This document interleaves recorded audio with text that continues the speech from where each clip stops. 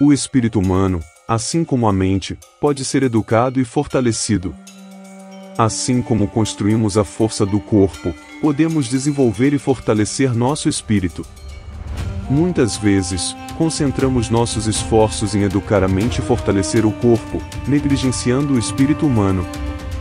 O desenvolvimento e o treinamento do espírito humano vem através da meditação na palavra de Deus, da prática da palavra, da priorização da palavra e da obediência imediata à voz do nosso espírito.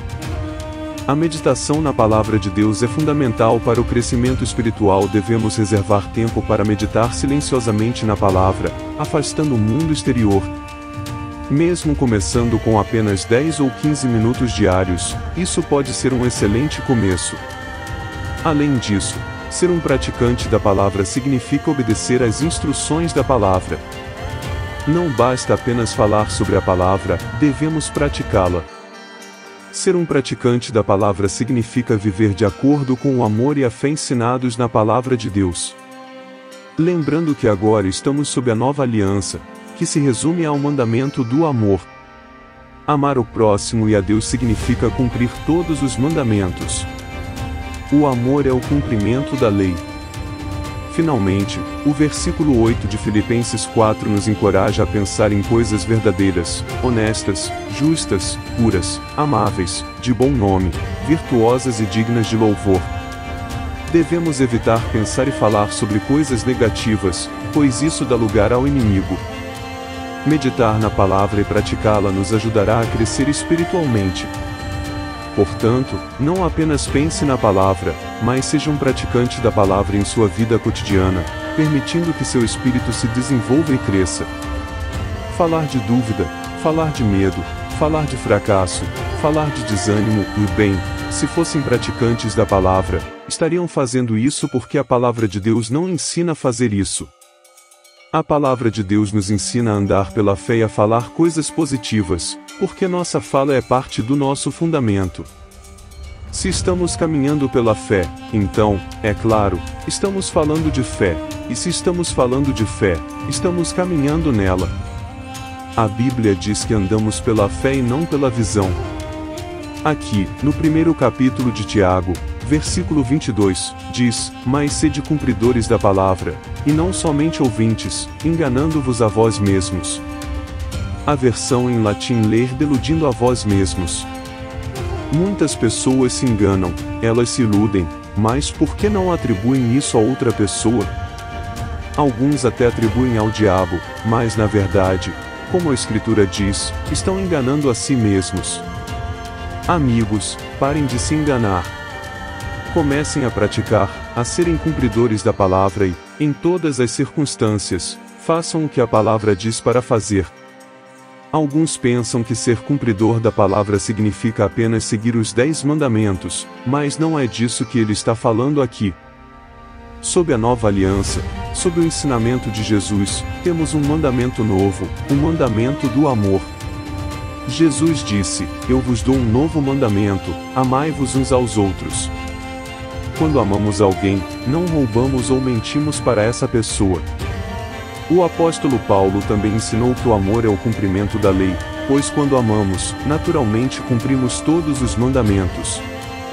Portanto, ser cumpridor da palavra significa principalmente viver de acordo com o amor ensinado na palavra de Deus, além de praticar o que está escrito nas epístolas, que são as cartas escritas para a igreja. Essas cartas são destinadas a nós, e devemos ser cumpridores dessa nova aliança. Não se preocupem, não vivam ansiosos por nada, mas em todas as coisas, pela oração e súplica, com ações de graças, apresentem seus pedidos a Deus. Façam isso e estejam livres de preocupações. É importante não só ensinar a oração, mas também ensinar todo o contexto do ensinamento para que a oração seja eficaz.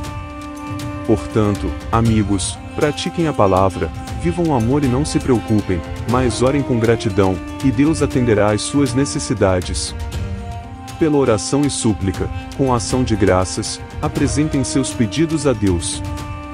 Não se preocupem, não vivam ansiosos por nada, mas em todas as coisas, pela oração e súplica, com ação de graças, apresentem seus pedidos a Deus.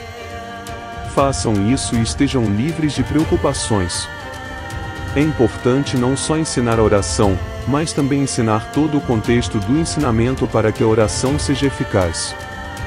Portanto, amigos, pratiquem a palavra, vivam o amor e não se preocupem, mas orem com gratidão, e Deus atenderá às suas necessidades. Não se preocupem, não vivam ansiosos por nada, mas em todas as coisas, pela oração e súplica, com ação de graças, apresentem seus pedidos a Deus. Façam isso e estejam livres de preocupações. É importante não só ensinar a oração, mas também ensinar todo o contexto do ensinamento para que a oração seja eficaz.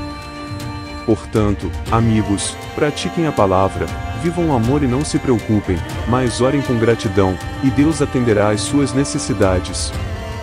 Não só pratiquem a parte final deste versículo, Filipenses capítulo 4 versículo 6, mas sejam cumpridores de todo o versículo. Estou usando este versículo como ilustração, mas precisamos levar em consideração todo o Novo Testamento, todas as cartas escritas para as igrejas. Sejam cumpridores da palavra, não fiquem falando constantemente sobre a incredulidade. Quanto mais falam sobre algo, mais isso cresce. Se algo não é verdadeiro, honesto, puro, amável e digno de boa fama, não pensem nisso. O diabo usa a sugestão como sua maior arma, e é por isso que Paulo nos exorta a pensar em coisas boas. Portanto, meditem nas cartas escritas para a igreja e sejam cumpridores da palavra. Isso os fará crescer espiritualmente.